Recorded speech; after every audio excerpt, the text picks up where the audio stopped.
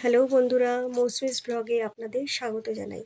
আজ আমি একটা খুব সুন্দর লোভনীয় রেসিপি নিয়ে এসেছি, যার নাম হলো ডিমের বাটি ভাপার কারি।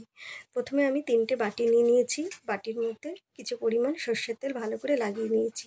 তারপর আমি 3টে ডিম ফাটিয়ে ওর মধ্যে নিয়েছি।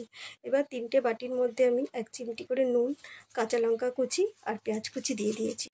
আমি কিছুক্ষণ আগেই একটা কড়াইয়ে কিছু পরিমাণ জল নিয়ে গ্যাস ওভেনে বসিয়ে জলটাকে গরম করে ওর মধ্যে একটা স্ট্যান্ড দিয়ে রেখে দিয়েছিলাম। এবার আমি বাটিগুলো 3 কোণায় বসিয়ে দিয়ে আমি 10 মিনিটের জন্য একটি ঢাকা দিয়ে রেখে দিলাম। 10 মিনিট পর আলগা করে আমি একটা টুথপিক্সের সাহায্যে দেখে নিলাম যে ডিমের ভাপাগুলো হয়ে গেছে।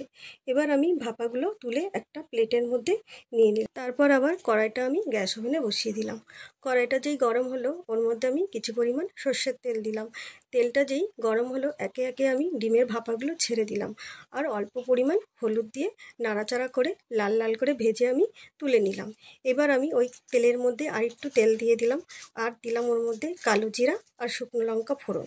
একটু নাড়াচাড়া করার পর ওর মধ্যে আমি দিয়ে দিলাম একটা ছোট সাইজের পেঁয়াজ কুচি, দিয়ে একটু নাড়াচাড়া করলাম। যেই দেখলাম লাল লাল হয়ে আসলো তখন ওর মধ্যে আমি দিয়ে দিলাম পেঁয়াজ বাটা, দিয়ে একটু ভালো করে নাড়াচাড়া করলাম। পেঁয়াজটা আবার যেই লাল লাল হয়ে আসলো ওর মধ্যে আমি দিয়ে দিলাম জিরা বাটা, রসুন বাটা আর আদা বাটা, দিয়ে আবার একটু ভালো করে নাড়াচাড়া করলাম।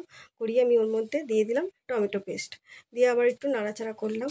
করে ওর মধ্যে দিয়ে দিলাম আমি স্বাদ মতো নুন, হলুদের গুঁড়ো, শুকনো লঙ্কার গুঁড়ো আর কাশ্মীরি লঙ্কার গুঁড়ো, দিয়ে একটু নাড়াচাড়া করে অল্প পরিমাণ জল দিলাম যাতে মশলাটা ধরে না যায়, তাই আমি অল্প পরিমাণ জল দিয়ে কিছুক্ষণের জন্য ঢাকা দিলাম। কিছুক্ষণ পর আলগা করে দেখলাম মশলাটা দিয়ে তেল ছাড়ছে, তখন আমি দিয়ে দিলাম অল্প পরিমাণ জল। তারপর আমি কিছুক্ষণ ঢাকা দিয়ে রাখলাম। আবার কিছুক্ষণ পর আলগা করে দেখলাম গ্রেভিটা ফুটছে, তখন আমি ওর মধ্যে ডিমের ভাপাগুলো দিয়ে নাড়াচাড়া করে আবার একটু রেখে দিলাম। 5 মিনিট পর আলগা করে দেখলাম ভাপাটা হয়ে এসছে, তখন আমি ধনিয়া পাতা কুচিগুলো ওর মধ্যে দিয়ে ঢাকা দিয়ে লো স্টিমে আবার 5 মিনিটের জন্য বসিয়ে রাখলাম।